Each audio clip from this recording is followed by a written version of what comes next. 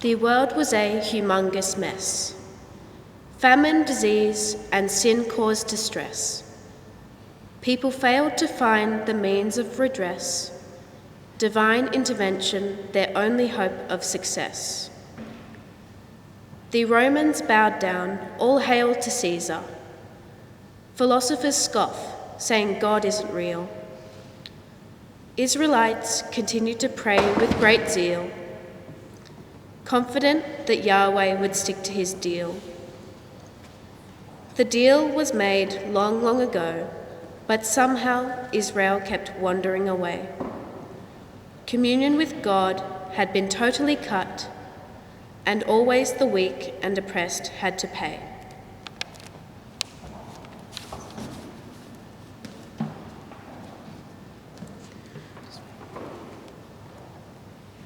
A mighty warrior will be who God sends to punish the nations and make some amends for all the injustice, the taxes and slurs.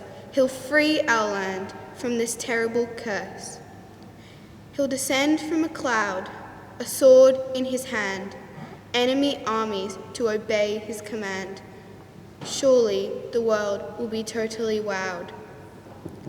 Meanwhile, God, full of love for mankind, said wars and commands is not how it's done.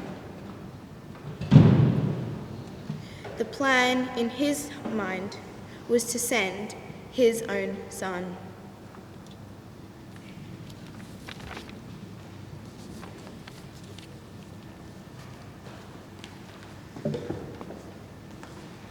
I want the nations to love and not dread.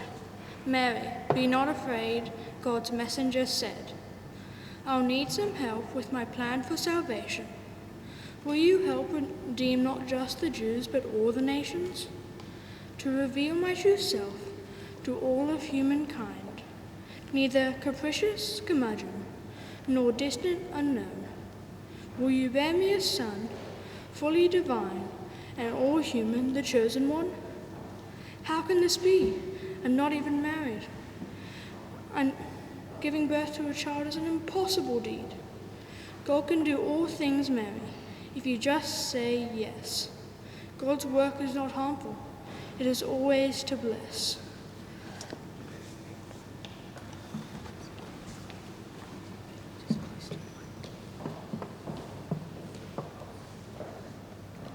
Let it be so, Mary said.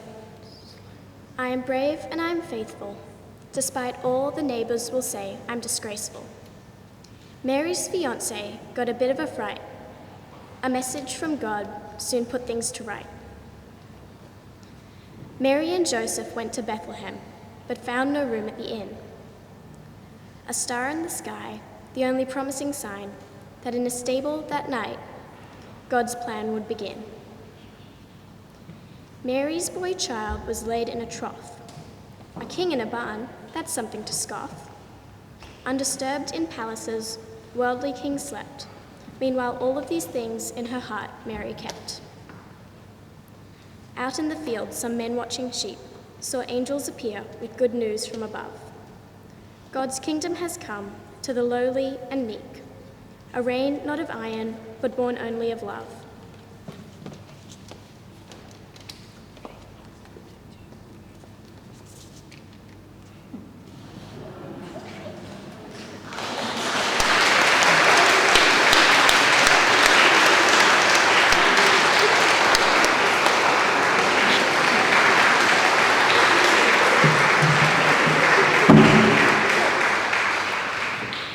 I might just ask our young people to remain where you are and to take this opportunity to thank again Melinda, our youth ministry leader, our parents, our Sunday school teachers, but particularly our children for their unwavering commitment throughout the last 2 years.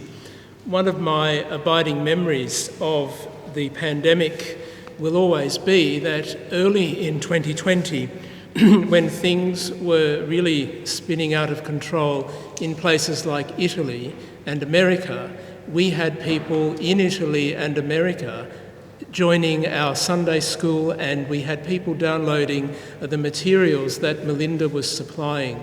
And to think that we've had that incredible outreach, but we've also had these absolutely wonderful young people who have made this journey together and today have inspired us all and given us a message that we very much need at the moment. So again, would you please show your thanks and encouragement to our Sunday school.